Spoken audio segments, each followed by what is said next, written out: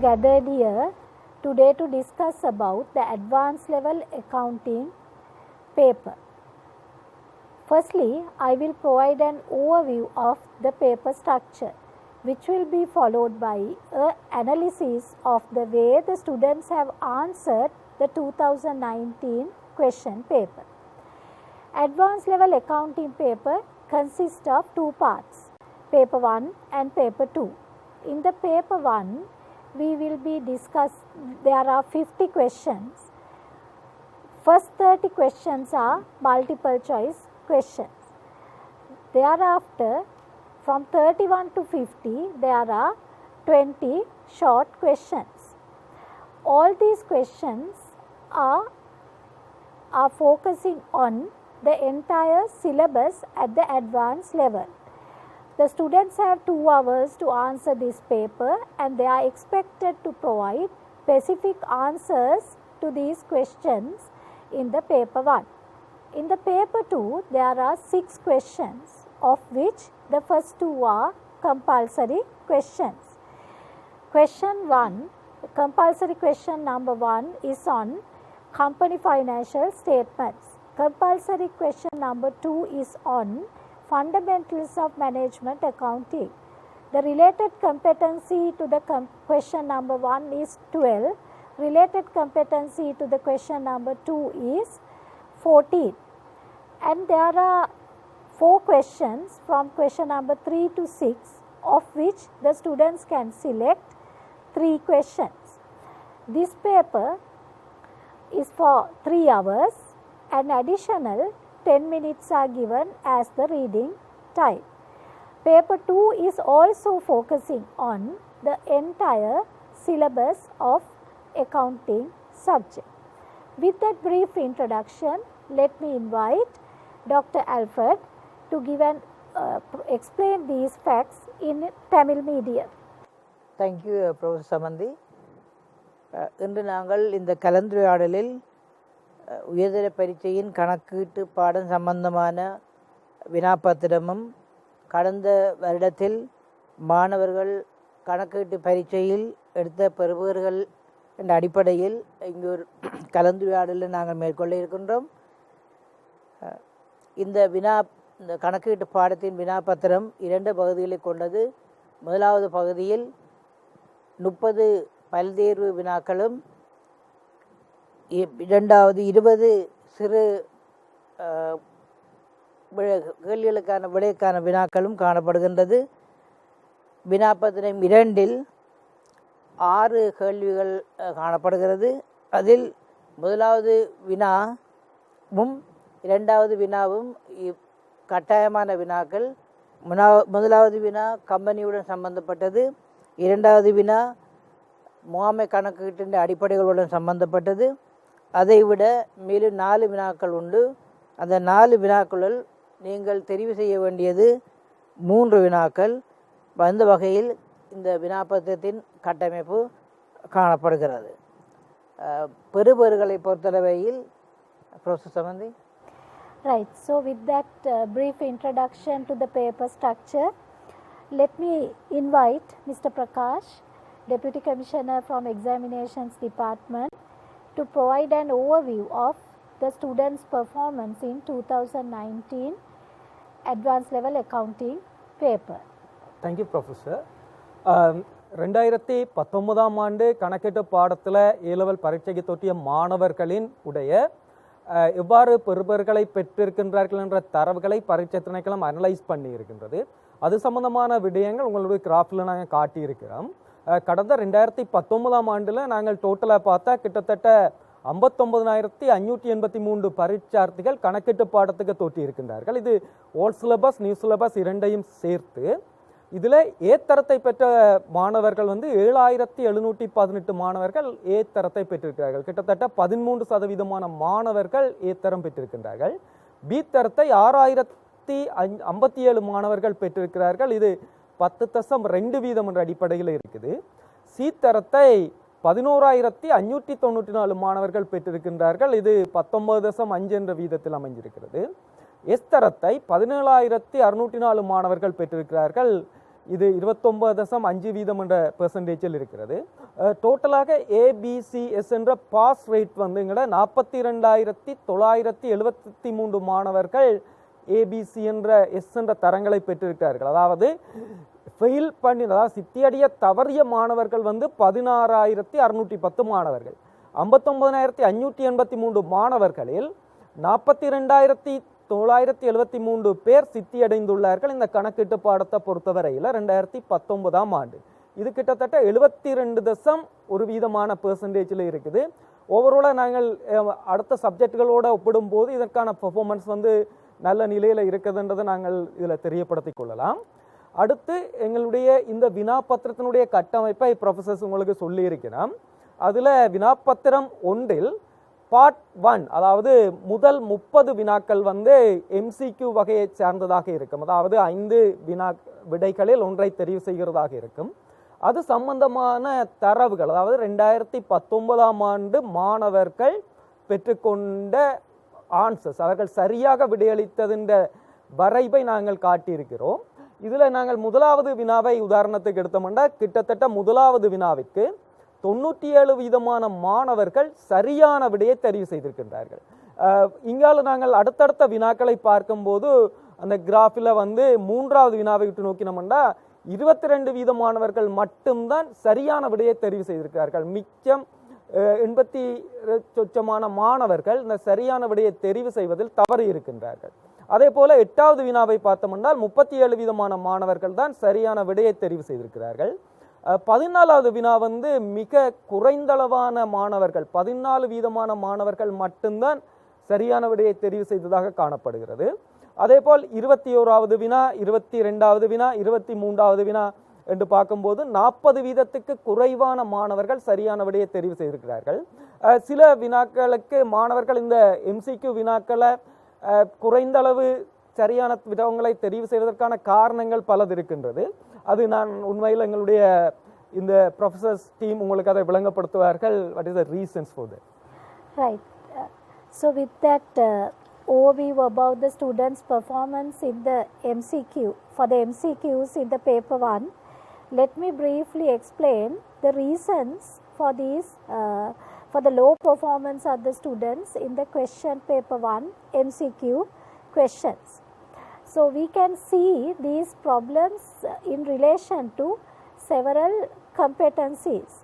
So the first question number 3 and 8 are related to the fundamental competencies at the advanced level accounting paper. So that shows the students have not understood some fundamental concepts in accounting. After that, the question number 14 is related with the competency related to not-for-profit business entities. And the question numbers 21 to 24 on the company financial statements, particularly we see the students, there are some gaps in the students' understanding as to the application of certain accounting standards. Because the company financial statements are prepared based on the accounting standards, that understanding is essential. And also there are certain areas in management accounting we see some gaps in the students.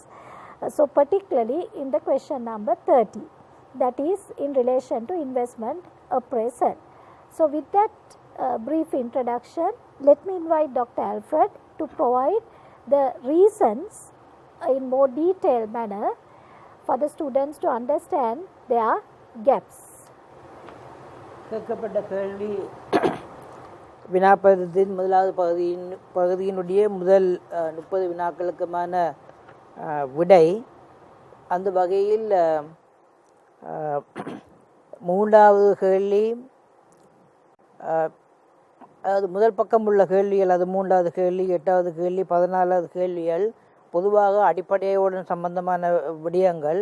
So கணக்கீட்டு எண்ணக்கரு, மூல ஆவணங்கள், லாப நோக்க மற்ற நிறுவனங்களில் வருமானம் காண்கின்ற விடயங்கள், லாப நோக்க மற்ற நிறுவனங்களில் சந்தா கணிப்பு, நன்கொடை பெற வேண்டிய வருமானங்கள் சம்பந்தமான விடயங்கள். இப்போ இந்த விடயங்களில், இந்த அடிப்படை விடயங்களில் மாணவர்களுக்கு போதிய அளவு அறிவு குறைவாக இருந்ததை நாங்கள் காணக்கூடியதாக இருக்குது.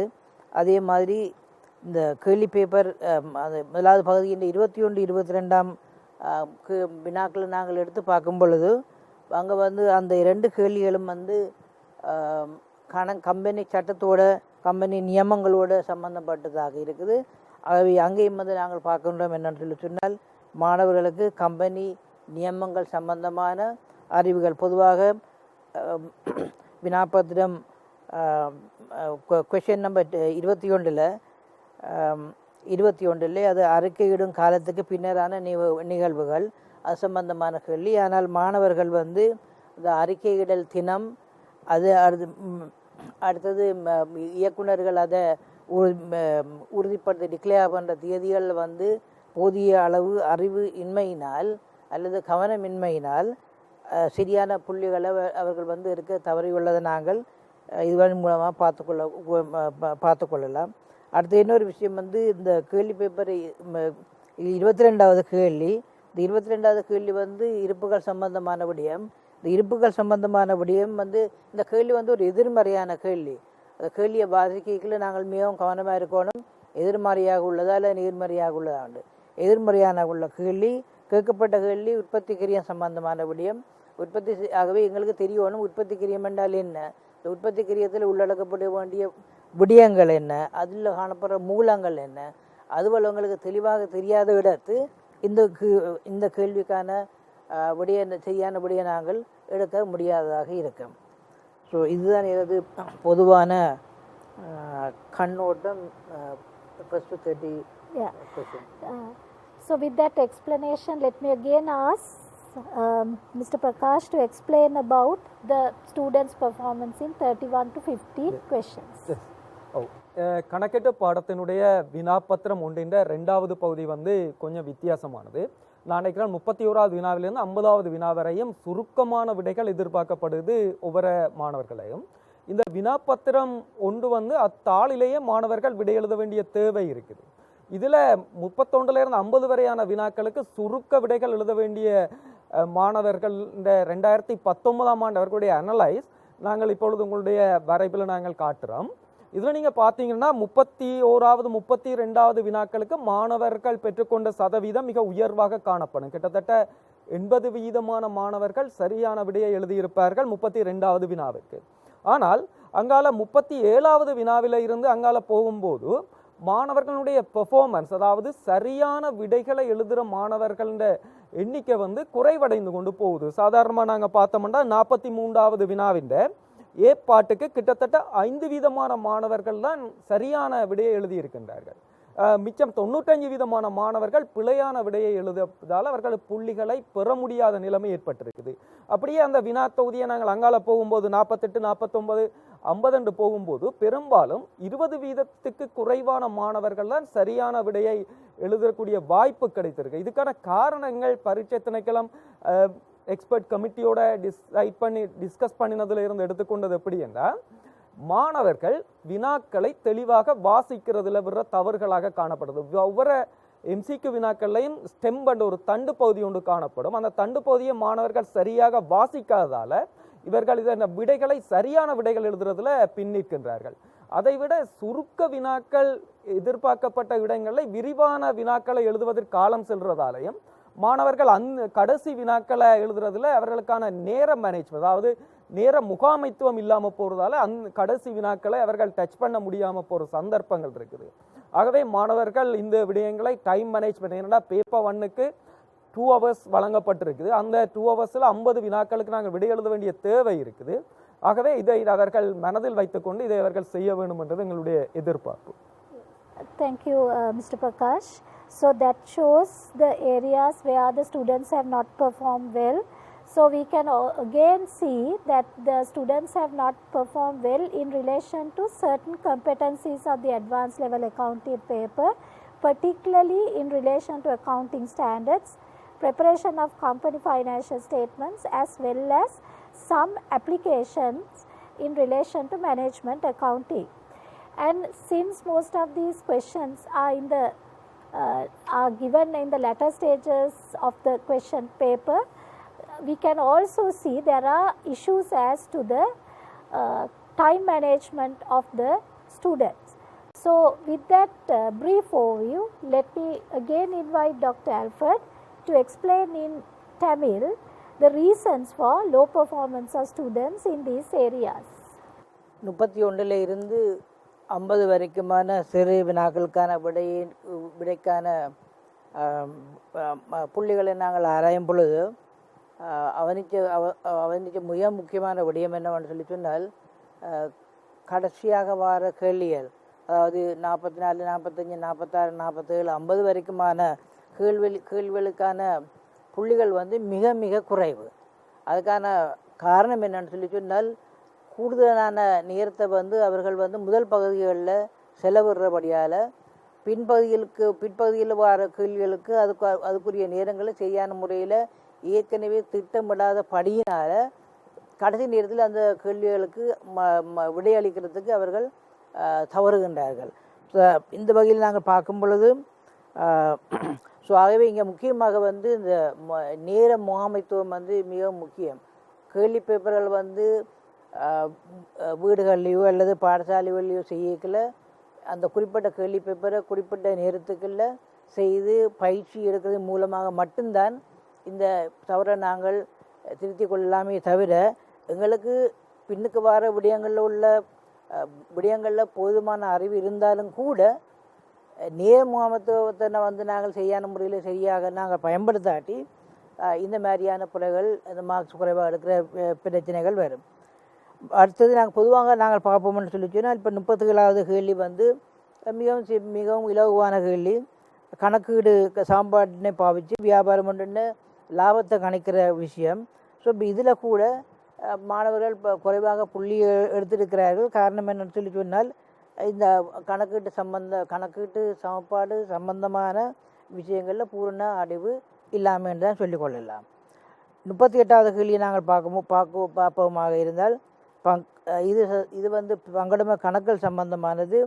ஸோ ஆகவே இங்கே வந்து பங்காளர்கள் வந்து அவர்கள் பங்காளர் சார்பாக செய்யப்பட்ட செலவுகள், பங்குடைமை சார்பாக செய்யப்பட்ட செலவுகள் ரெண்டையும் வந்து நாங்கள் சரியான முறையில் பிரித்து அறியணும். பிரித்தறியாத எடுத்து நிச்சயமாக இந்த கேள்வியில் வந்து நாங்கள் பிழையே விடுவோம். அதோட பங்காளர்ன்ற கடன் மீதான வட்டியை வந்து சரியாக கணிக்க தவறியதும் ஒரு காரணமாக நாங்கள் இங்கே கண்டுகொண்டோம். இந்த 39வது கேள்வி 38வது கேள்வியோடு சம்பந்தப்பட்டது. ஆகவே 38வது கேள்வியில் பிழையான விடையை நாங்கள் எடுப்போமாக இருந்தால் நிச்சயமாக 39வது கேள்விக்குரிய விடையும் வந்து பிழையாகத்தான் இருக்கும். அடுத்தது 41வது கேள்வியை நாங்கள் எடுத்து பார்ப்போம்னு சொல்லி சொன்னால் இங்கே வந்து இந்த பிள்ளைகளுக்கு வந்து பெருமான தேய்வு, பயன்தரு ஆயுள் கால கணிப்பு, எஞ்சிய பெறுமதி இவைகளை வந்து சரியான முறையில் கணிக்க தவறியமை இதுக்கு முக்கியம் மாணவர்கள் புள்ளியை குறைவாக எடுக்கிறதுக்கான காரணமாக அமைந்திருக்குது. கொஸ்டின் நம்பர் 42 நாங்கள் பார்ப்போம்னு சொல்லி சொன்னால் ஏற்பாடு மற்றும் ஏனைய பொறுப்புகளுக்கான வரவிலக்கணம் வந்து தெளிவில்லாமல் இருந்தது. ஏற்பாடுகள் என்றால் என்ன, பொறுப்புகள் என்றால் என்ன, இதுக்குரிய வரவிலக்கணம் என்ன, இதுக்குரிய சரியான வரவிலக்கணம் தெரியாத விடத்து நிச்சயமாக இந்த கேள்வியை நாங்கள் செய்ய முடியாது. 43வது கேள்வி குறிப்பாக போன வருஷம் வந்த 43வது கேள்வி அது வந்து அறிக்கையிடல் நியமத்தின் 15. அது வந்து புதிய ஒரு நியமம், வாடிக்கையாளர்களுடனான ஒப்பந்தங்களுடன் தொடர்புடைய வருமானம். ஆகவே இது புதிய நியமமாக இருந்தபடியால் அதில் மாணவர்கள் குறைவாக மார்க்ஸ் புள்ளிகளை எடுத்திருக்கிறார்கள். அது வந்து ஒரு வெளிப்படையான காரணமாக இருக்குது. Yeah, so with that explanation, let me invite Mr. George to share his experience as a teacher about the students' performance in advanced level first paper. முன்னர் எமது பேராசிரியர் குறிப்பிட்டது போல பகுதி 1 கணக்கீடு 1 வினாத்தாளுக்கு நேர முகாமைத்துவம் முக்கியமானது.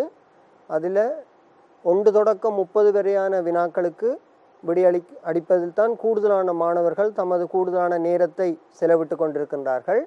அதை பார்க்கல 1 தொடக்கம் 10 வரையான வினாக்கள் இலகுவாக விடையளிக்கக்கூடிய இந்த தியரட்டிக்கல் கொஷனாக இருக்கும்.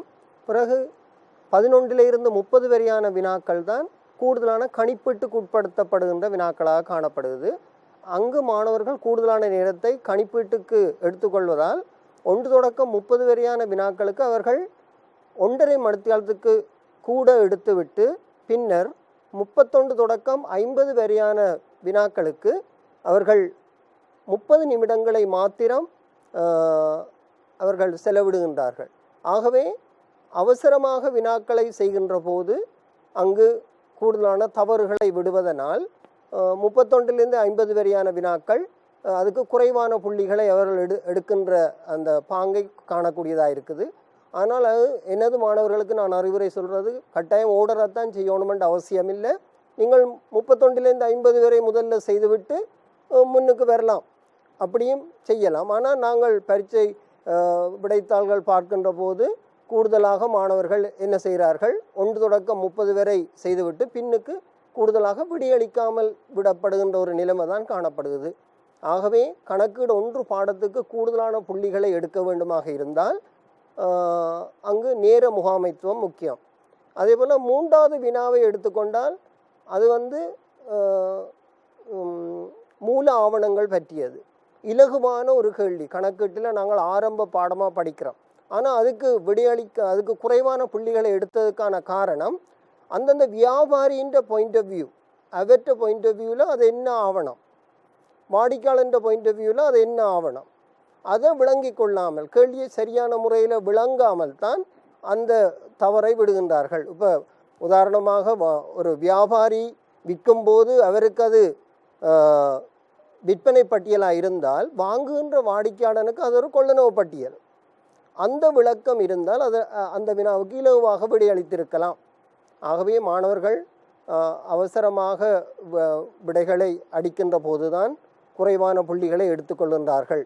ஆகவே 31 தொடக்கம் 50 வரையான வினாக்களுக்கும் அவர்கள் அந்த நேர முகாமைத்துவத்தை கடைபிடித்து விடையளிப்பார்களாக இருந்தால் எதிர்காலத்தில் கூடுதலான புள்ளிகளை ஈட்டக்கூடியதாக இருக்கும். Right. So with that this explanation, let me again ask Mr. Prakash to discuss about the students' performance in advanced level paper 2. நன்றி. கணக்கீட்டு பாடத்தினுடைய வினாபத்திரம் 2 நாங்கள் எடுத்துக்கொண்டோம் என்றால் கிட்டத்தட்ட அந்த வினாபத்திரம் 2க்கு 3 மணித்தியாலங்கள் வழங்கப்பட்டிருக்கிறது. 3 மணித்தியாலங்களுக்கான பேப்பருக்கு பரீட்சை திணைக்களம் மேலதிகமான வாசிப்பு நேரம் ஒன்றை வழங்குகிறது. அதாவது 10 நிமிடங்கள் வழங்கப்படும். இது மாணவர்கள் வினாக்களை தெரிவு செய்வதற்கு இந்த நேரத்தை பயன்படுத்த வேண்டும் என்றது பரீட்சை திணைக்களத்தினுடைய ஒரு எதிர்பார்ப்பு.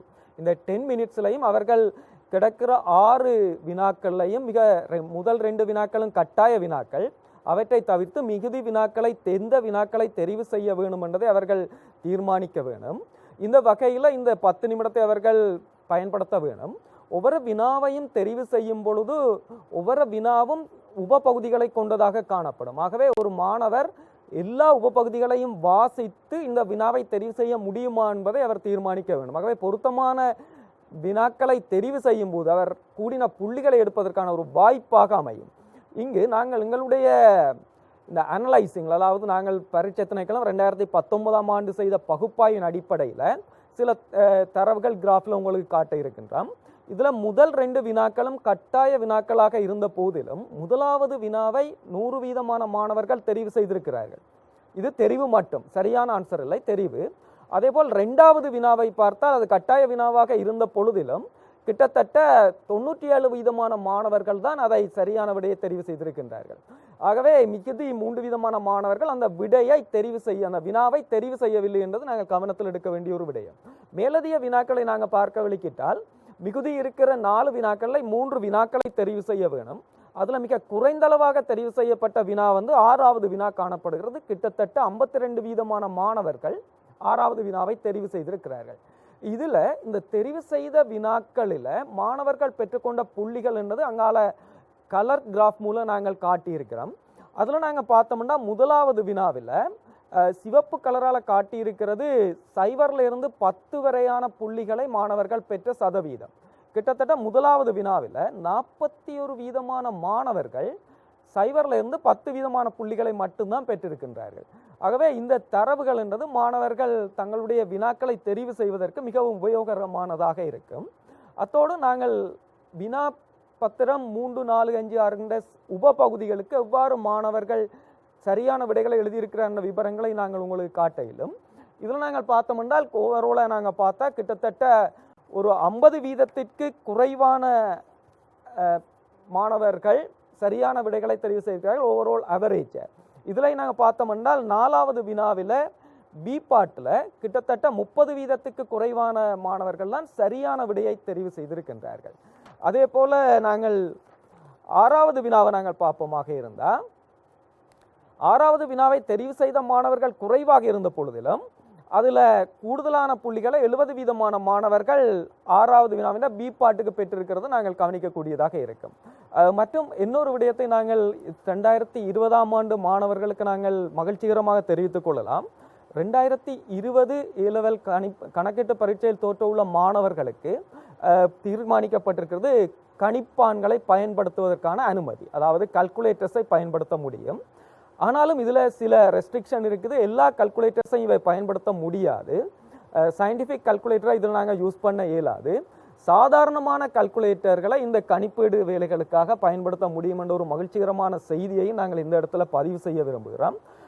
ஃபோனிலையும் ஸ்மார்ட் வாட்சிலையும் கல்குலேட்டர் இருந்தாலும் அந்த இதுகளை பயன்படுத்துவதற்கான அனுமதி இல்லை என்பதையும் நாங்கள் இந்த இடத்துல தெரிவிச்சிருக்கோம். Thank you, Prakash. So now based on the paper 2 analysis, you can see the students have not done well the question number 1, which is on preparation of financial statements of a company. In the paper 1, we saw the students have not done well in relation to the accounting standards. In order to prepare the financial statements of a company, students should have a clear understanding about the accounting standards and their application. Now we can see a close connection between the students, the issues that the students face in terms of accounting standards application and the preparation of company financial statements. So as a result, the students have not performed well in relation to question number 1, the first compulsory question of the paper. And again we can see in relation to question 4B and 5B, the students' performance are not good. 4B is on the financial statements of a not-for-profit entity, where the students have placed less emphasis even in the question paper 1. And similarly 5B also we see a similar trend. Students have not performed well in relation to competencies 14, 15 and 16 management accounting questions in the paper 1. The similar relationship we can see, similar pattern we can observe particularly in the question 5B in relation to the questions on CVP analysis. Now I invite Dr. Alfred to provide a brief explanation about these aspects, and which will be followed by an experience sharing by Mr. George. Thank you, Professor Samanthi.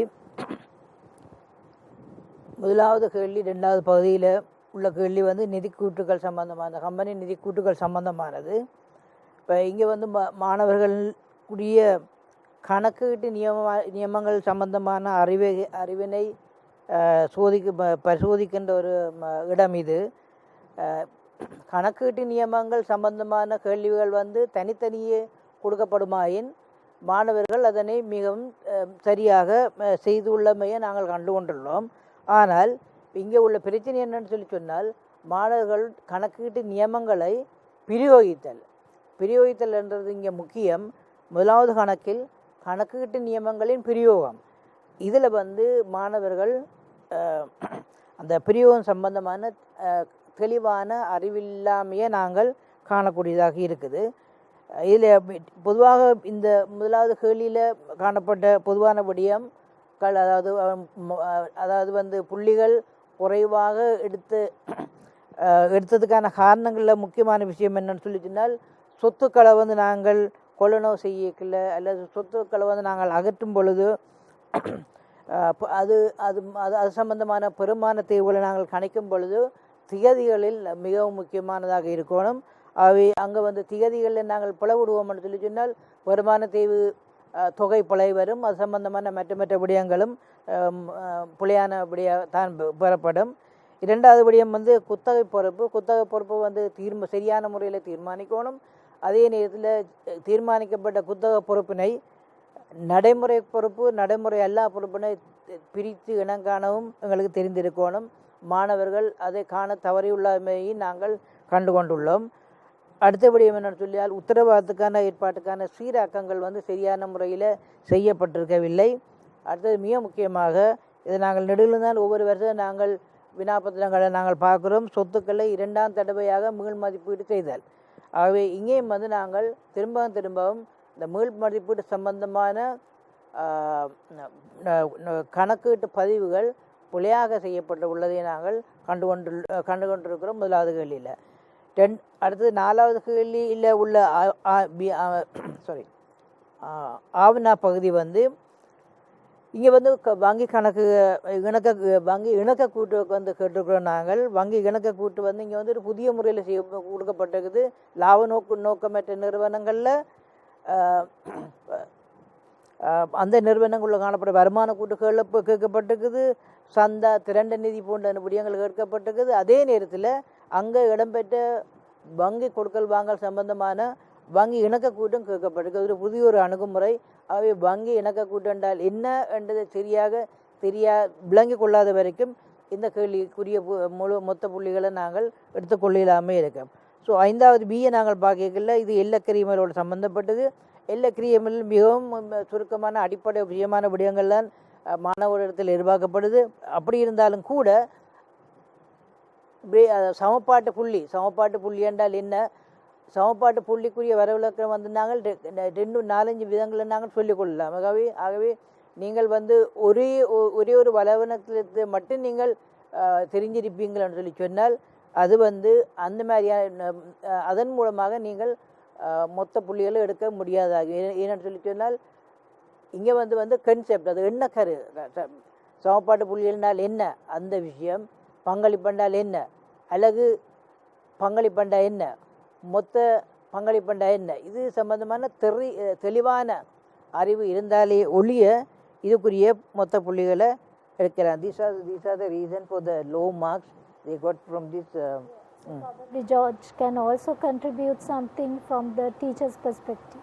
முதலாவது வினாவை பொறுத்தவரையில் கணக்கீடு 2 அதில் கூடுதலாக கம்பெனிகளின் வெளிப்படுத்தல்கள் நிதி அறிக்கைகளில் கூடுதலாக வரும். அந்த வெளிப்படுத்தல்கள் ஆதனம்புரி உபகரணம் தொடர்பான கூற்றில் சேர்த்தல், விலகல், அடுத்தது அகற்றல், மீள் மதிப்பீடு அவற்றை சரியான முறையில் உள்ளடக்குவதில் மாணவர்கள் தவறவிட்டிருக்கின்றார்கள்.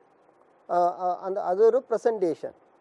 அதே போல் சொத்துக்கள் மீள் மதிப்பீடு செய்யக்கல்ல, முதல் முறையாக மீள் மதிப்பீடு செய்யக்கல்ல என்ன மாதிரி அதுக்கான செம்மையாக்கல்கள், 2ஆம் தடவை அது மீள் மதிப்பீடு செய்யும் போது அது மிகை வந்தால் எங்கு உள்ளடக்கப்பட வேண்டும், குறை வந்தால் எங்கு உள்ளடக்கப்பட வேண்டும், அதில் ஏனைய முற்றுமடங்கிய வருமானமாக எவ்வளவு காட்டப்பட வேண்டும், இவ்வாண்டுக்கான லாபத்துக்குள் எவ்வளவு உள்ளடக்கப்பட வேண்டும், இவை பற்றிய அந்த கன்செப்ட்ஸ் விளங்காவிட்டால் முதலாம் வினாவுக்கு விடையளிப்பது கடினமாக இருக்கும்.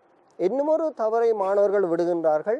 பரீட்சை திணைக்களம் 10 நிமிடத்தை கூடுதலாக வழங்குகின்றது வாசிப்பதற்கு.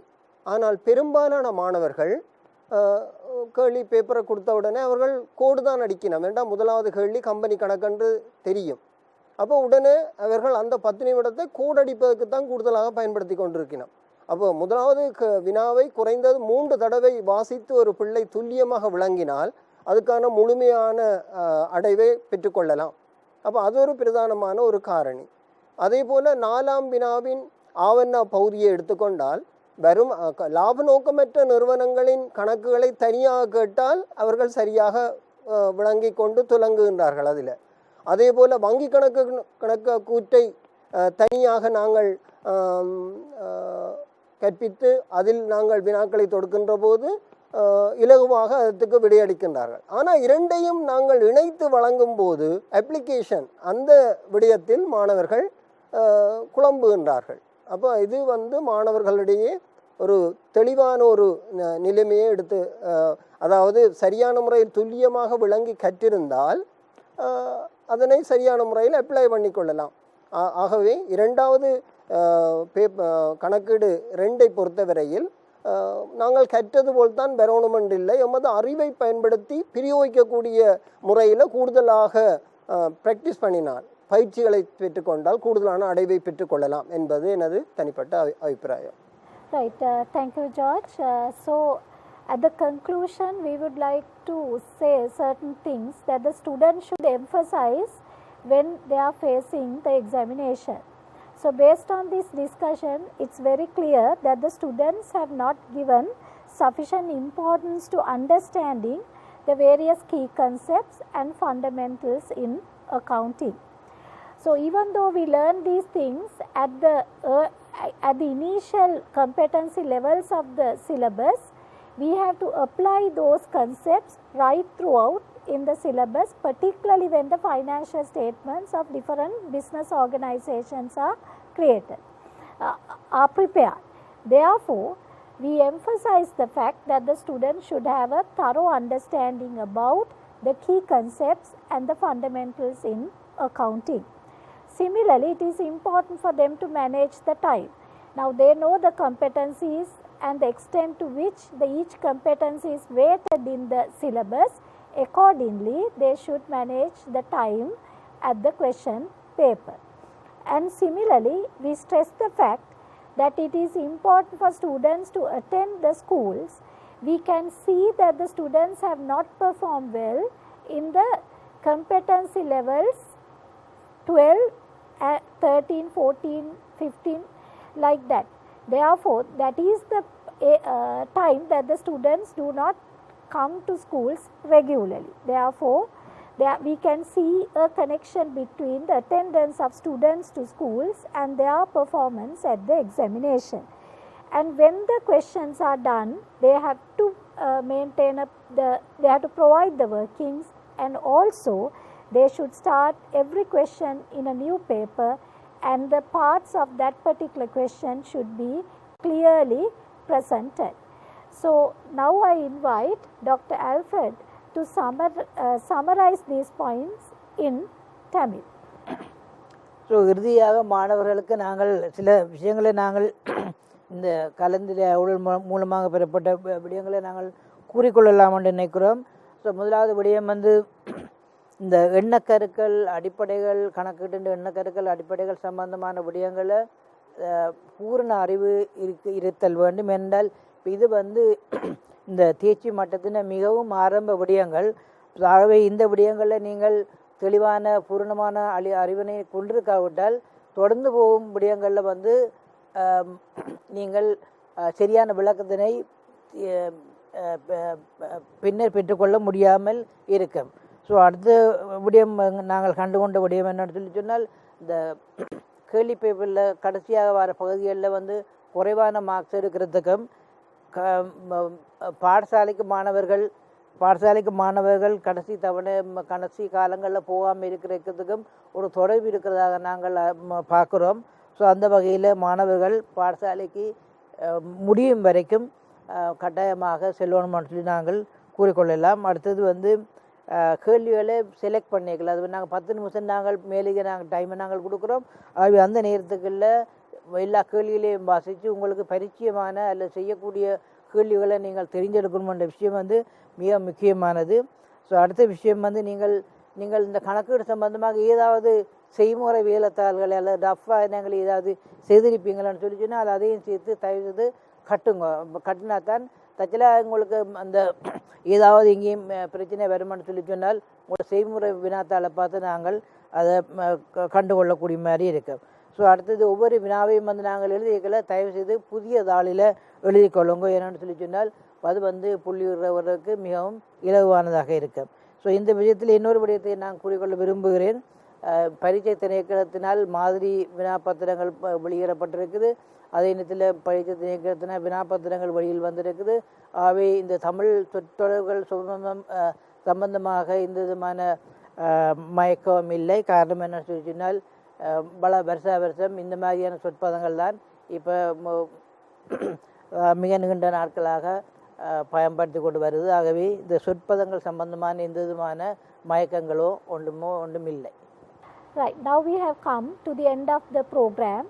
We have given you a clear overview of the students' performance at the advanced level accounting paper, and also we emphasize the factors that the students should emphasize at the examination setting when the questions are answered.